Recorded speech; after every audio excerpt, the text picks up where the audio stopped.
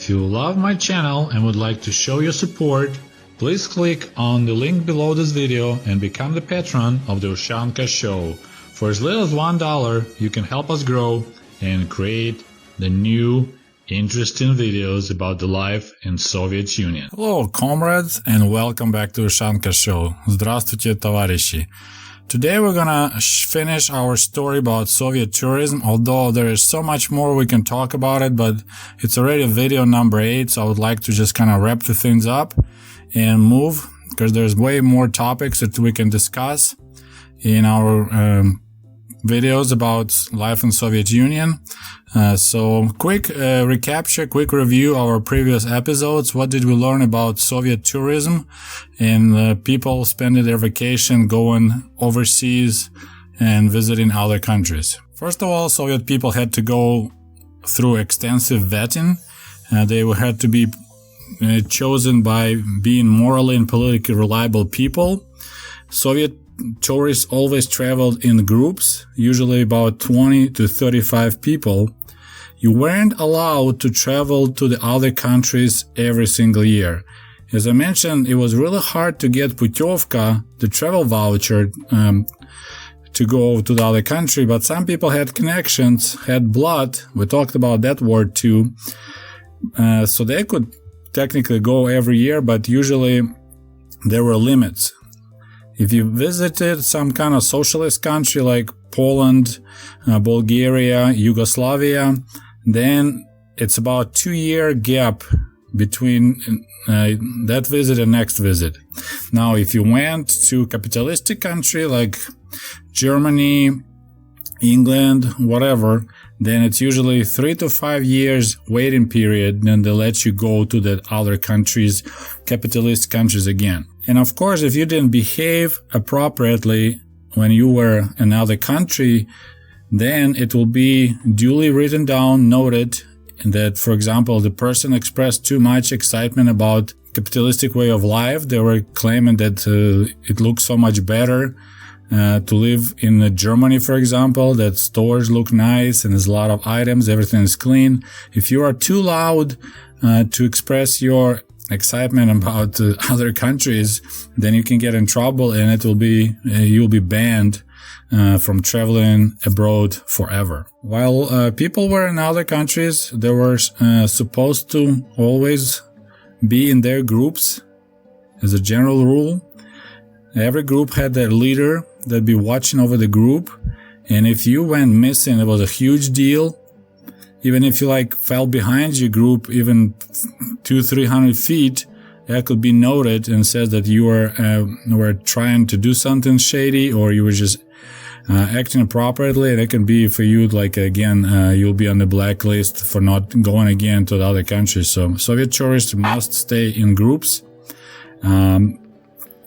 And also, there was always a big effort to minimize unauthorized contacts with local people. Another interesting detail that I didn't discuss yet is about Soviet government was working really hard to maintain the Soviet information bubble. So even if people went to the other countries, every hotel in the socialist countries like Bulgaria or Poland, so the hotels where the Soviet tourists will stop, they always would have a fresh Soviet newspapers delivered from the local embassy. So it was a big deal that Soviet people always had their newspapers and magazines. And speaking of the information bubble, I found this interesting story that in 1978, there was a really cool kind of cruise on a Karelia cruise ship, Soviet cruise ship. And that was a cruise around Europe. So people visited England, France, Italy, and other countries. And during that cruise, Soviet tourists on ship while en route from one country to another, they were playing over loudspeakers on the ship the Leonid Brezhnev book Tselina. We can translate like Virgin Lands. So there's the book that he actually didn't write. So journalists, shadow writers wrote the book based on his memories. So that book was played like book on tapes over the cruise ship's speakers while people were traveling in the sea in other countries. And as well, they were translating also Soviet radio stations like news and stuff. As I mentioned, every group had its leader, and a group leader job was not only watching over the people, also to make sure they don't buy improper stuff and don't bring it back to Soviet Union.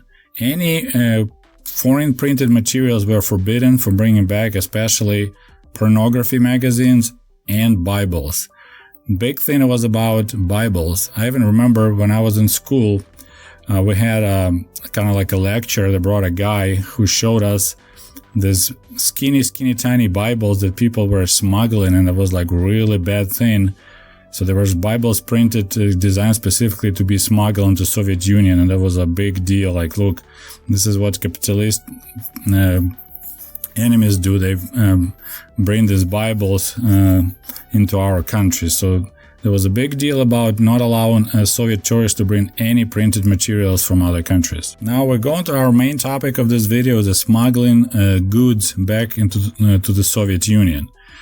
And this is kind of an interesting thing because, the main thing about Soviet Union and the whole idea was to replace market economy with central planning economy.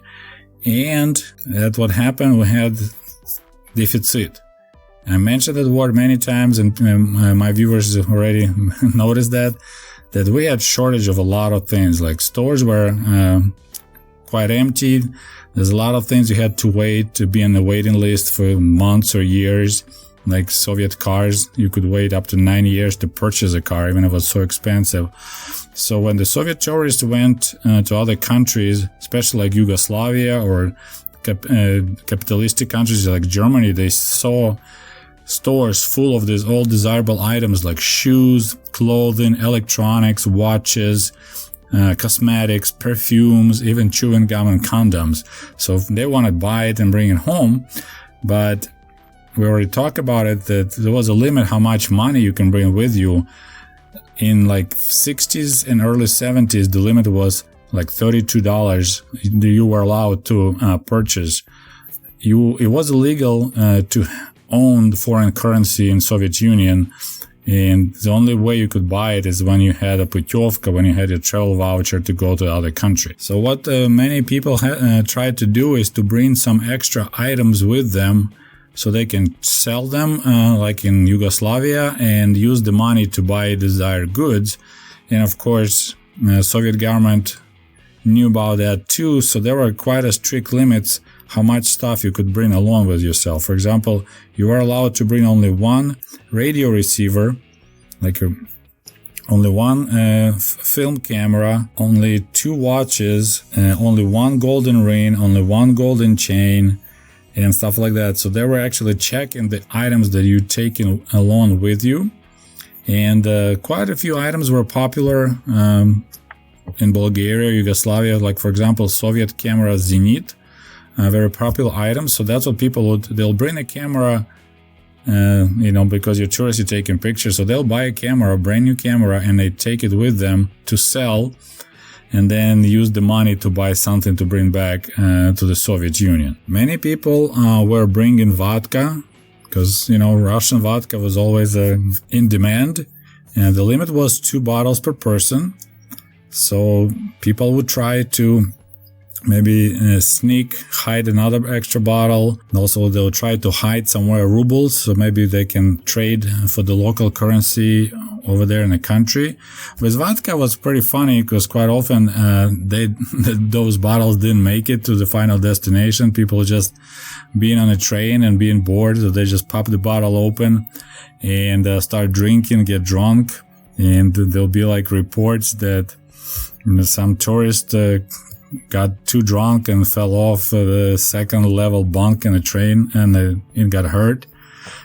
So there was funny stories like that. Or for example, while carrying luggage, the bottle broke inside of the luggage and liquid damaged the passport, washing all the stamps. So there will be accidents like that. There was a report from one of the group leaders in 1969 that when the group arrived to Czech Republic, the personnel of the hotel approached the Soviet tourists right away and offered to purchase their vodka, because Russians always sell vodka. So they already knew that there will be vodka with the Soviet tourists. So it's interesting to watch how, you have this planned economy, but the sneaky market economy always work in the background. That black market, people still will find a way to do something so they can purchase things they really want.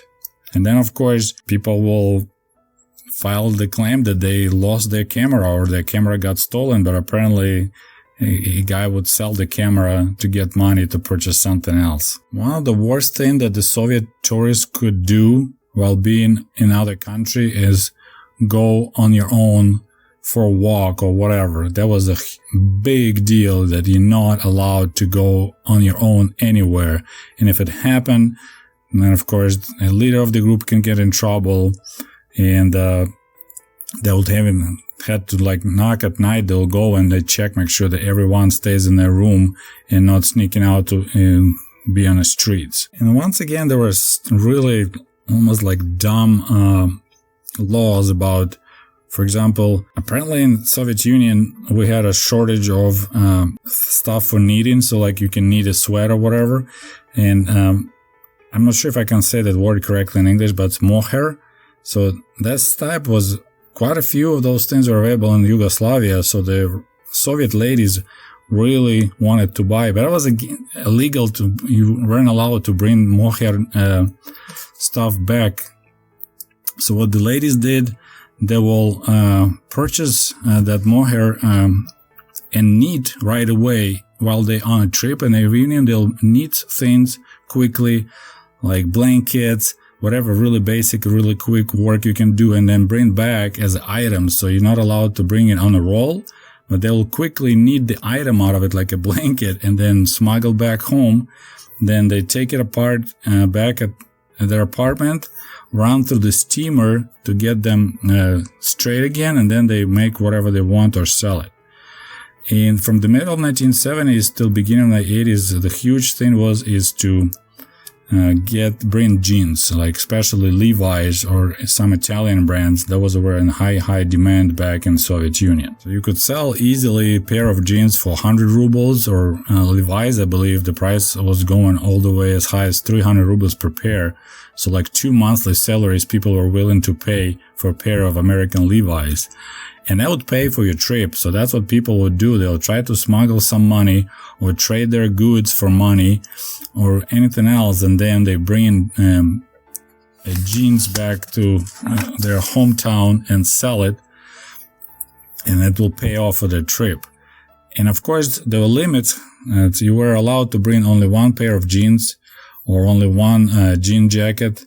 So of course people would buy sizes from normal size and then sizes up, and they put 2-3 pairs of jeans on themselves to smuggle them back into the country. So by the beginning of 80s, middle of 1980s, pretty much a lot of people knew that there were goods in other countries that if you buy them there, bring back home, you can sell them and make huge profit. And this is a big deal because after Soviet Union collapsed and borders border control got laxed, that was one thing that a lot of people made their initial initial capital. They were traveling as a tourist in parentheses to China, to Poland, to other countries, to Turkey. A lot of people were going to Turkey. And they'll bring some goods with them to sell in Turkey, then turn around, purchase jeans, leather jackets, and bring them back to Ukraine or Russia and sell them there on the bazaar and make good profit, turn around, buy more stuff, take it to Turkey, sell there at the market, turn around, buy stuff. And that was the huge, we'll talk about it later, but that's how a lot of people made their initial money and they started businesses, being a so-called Chilnok shuttle. So people were just basically traveling non-stop to, as I said, Turkey or China, and as hauling big bags to Turkey, then spending a week or so at the bazaar, the local market, selling all then turning around, buying stuff and taking it back home, staying at the bazaar, selling it, turning around. So that was the word chelnok, shuttle, because you constantly shuttle between two countries, bringing goods back and forth. So it started all back in 70s and 80s with the Soviet tourists, and then it's really exploded after the collapse of Soviet Union. It became this business tourism, shuttle tourism, when people were just constantly traveling, but in real reason they were just earning money by shuttling goods between countries. Okay, so it was my final story about Soviet tourism and traveling abroad. I hope you enjoyed this video. As always, don't forget to put likes and share with your friends. I still didn't tell you the story about my personal experience traveling to Black Sea and Azov Sea, so maybe we'll do it a little bit later, because there's other topics I would like to cover. And thank you so much for my viewers who support me with patreon.com. I really appreciate your support, and we'll talk to you soon. До свидания.